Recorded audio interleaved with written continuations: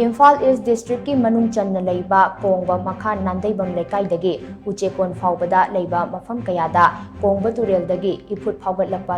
Phaogatlakpadagi Mapham kaya Ising Thumjinba Hourakle Mapham aduda TOMTV ki team amana changsinduna yenglubada Kongba Turel gi imai adu longnambal yaugadaba khajiktama ngairaga leiramba thengnarakhi Iphut Phaorakliba Mapham sing aduda Leikai gi miyam amade arambai tengol gi tengoloi singna